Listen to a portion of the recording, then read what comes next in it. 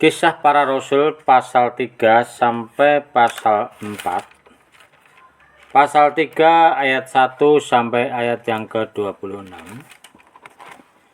Khotbah Petrus di Serambi Salomo. Karena orang itu tetap mengikuti Petrus dan Yohanes, maka seluruh orang banyak yang sangat keheranan itu datang mengerumuni mereka di serambi yang disebut Serambi Salomo. Petrus melihat orang banyak itu lalu berkata, "Hai orang Israel, mengapa kamu heran tentang kejadian itu dan mengapa kamu menatap kami seolah-olah kami membuat orang ini berjalan karena kuasa atau kesalehan kami sendiri? Allah Abraham, Ishak, dan Yakub, Allah nenek moyang kita, telah memuliakan hamba-Nya yaitu Yesus, yang kamu serahkan dan tolak di depan Pilatus, walaupun Pilatus berpendapat bahwa ia harus dilepaskan. Tetapi kamu telah menolak yang kudus dan yang benar, serta menghendaki seorang pembunuh sebagai hadiahmu. Demikianlah ia memimpin kepada hidup. Telah kamu bunuh, tetapi Allah telah membangkitkan dia dari antara orang mati. Dan tentang hal itu kami adalah saksi. Dan karena kepercayaan dalam nama Yesus, maka nama itu telah menguatkan orang yang kamu lihat dan kamu kenal ini. Dan kepercayaan itu telah memberi kesembuhan kepada orang ini di depan kamu semua. Hai saudara-saudara, aku tahu bahwa kamu telah berbuat demikian karena ketidaktahuan, sama seperti semua pemimpin kamu. Tetapi dengan jalan demikian Allah telah menggenapi apa yang telah difirmankannya dahulu dengan perantaraan nabi-nabinya, yaitu bahwa Mesias yang diutusnya harus menderita. Karena itu sadarlah dan bertobatlah, supaya dosamu dihapuskan, agar Tuhan mendatangkan waktu kelegaan dan mengutus Yesus yang dari semua diuntukkan bagimu sebagai Kristus. Kristus itu harus tinggal di sorga sampai waktu pemulihan segala sesuatu seperti yang difirmankan Allah dengan perantaraan nabi-nabinya yang kudus di zaman dahulu. Bukankah telah dikatakan Musa, Tuhan Allah akan membangkitkan bagimu seorang nabi dari antara saudara-saudaramu, sama seperti aku, dengarkanlah dia dalam segala sesuatu yang akan dikatakannya kepadamu. Dan akan terjadi bahwa semua orang yang tidak mendengarkan nabi itu akan dibasmi dari umat kita. Dan semua nabi yang pernah berbicara mulai dari Samuel dan sesudah dia telah bernubuat tentang zaman itu, zaman ini. Kamulah yang mewarisi nubuat-nubuat itu dan mendapat bagian dalam perjanjian yang telah diadakan Allah. Dengan nenek moyang kita, ketika ia berfirman kepada bangsa di muka bumi, akan diberkati, dan bagi kamulah pertama-tama Allah membangkitkan hamba-hambanya dan mengutusnya kepada kamu, supaya ia memberkati kamu dengan memimpin kamu masing-masing kembali dari segala kejahatanmu. Kisah Para Rasul pasal yang keempat ayat yang pertama sampai ayat yang ke-37. Petrus dan Yohanes di hadapan mahkamah agama. Ketika Petrus dan Yohanes sedang berbicara kepada orang banyak, mereka tiba-tiba didatangi imam-imam dan kepala pengawal bait Allah serta orang-orang Saduki. Orang-orang itu sangat marah karena mereka mengajar orang banyak dan memberitakan bahwa dalam Yesus ada kebangkitan dari antara orang mati.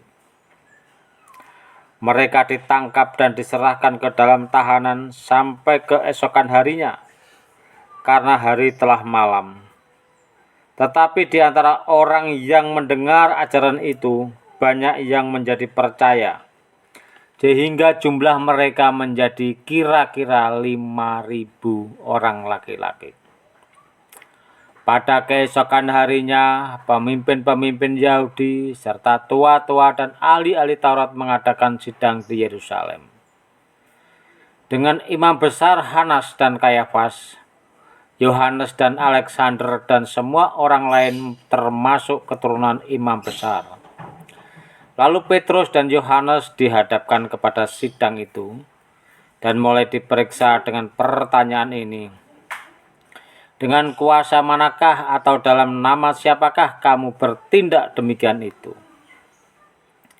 Maka jawab Petrus penuh dengan Roh Kudus, hal pemimpin-pemimpin umat dan tua-tua, jika kami sekarang harus diperiksa karena suatu kebajikan kepada seorang sakit dan harus menderita, menerangkan dengan kuasa manakah orang itu disembuhkan, maka ketahuilah oleh kamu sekalian dan oleh seluruh umat Israel bahwa dalam nama Yesus Kristus orang Nazaret yang telah kamu salibkan, tetapi yang telah dibangkitkan Allah dari antara orang mati, bahwa oleh karena Yesus itulah orang ini berdiri dengan sehat sekarang di depan kamu.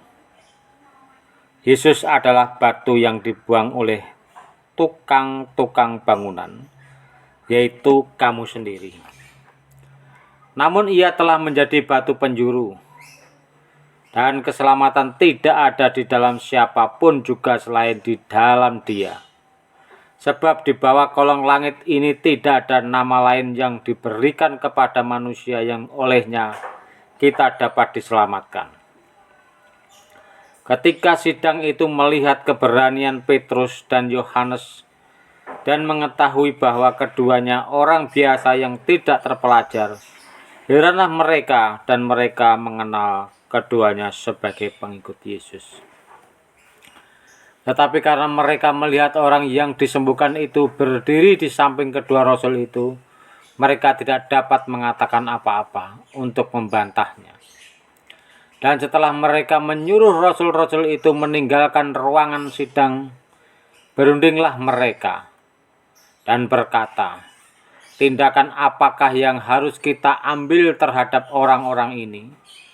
Sebab telah nyata kepada semua penduduk Yerusalem bahwa mereka telah mengadakan suatu mujizat yang menyolok dan kita tidak dapat menyangkalnya.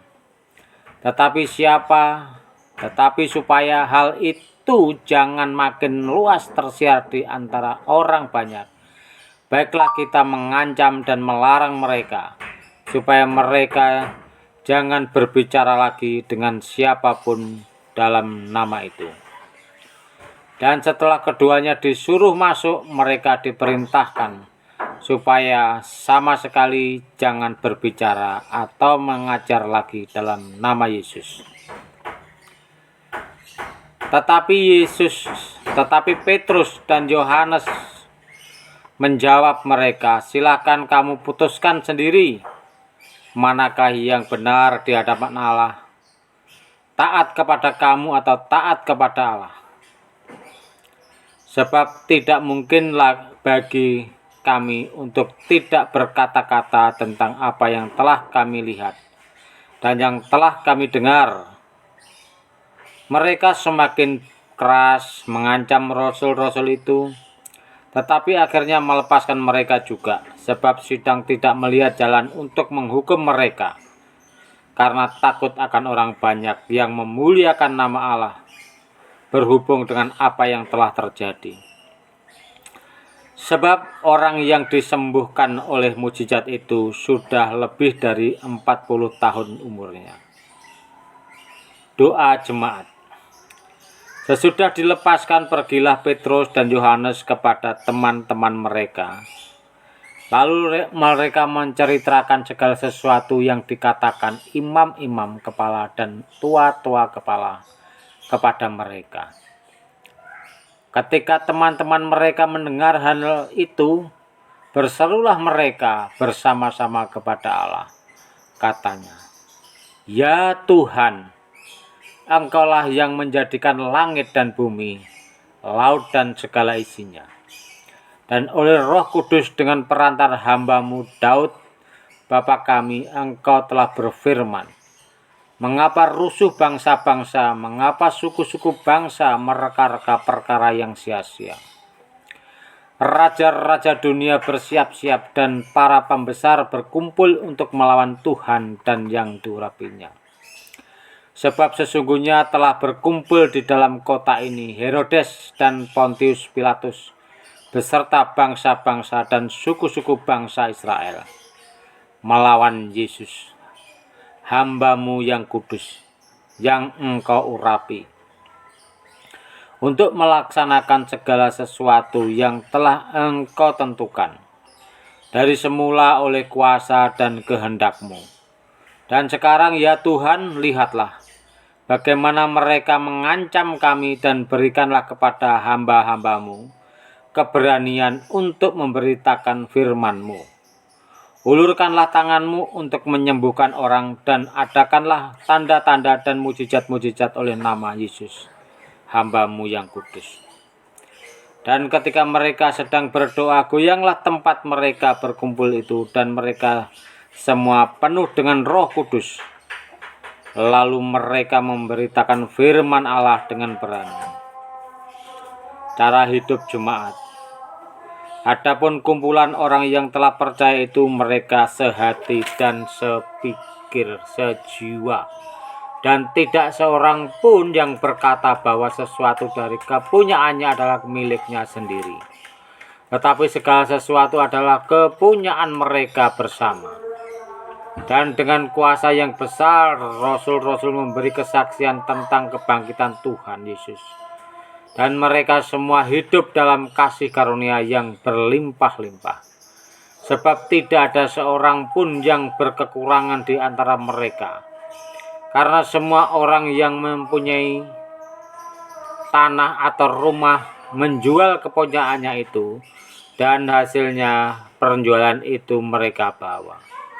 Dan mereka letakkan di depan kaki rasul-rasul, lalu dibagi-bagikan kepada setiap orang sesuai dengan keperluannya. Demikianlah pula dengan rasul-rasul, yang oleh rasul-rasul disebut Barnabas, artinya penghiburan, seorang Lewi dari Siprus. Ia menjual ladang miliknya, lalu membawa uangnya itu dan meletakkannya di depan kaki rasul. Haleluya. Amin.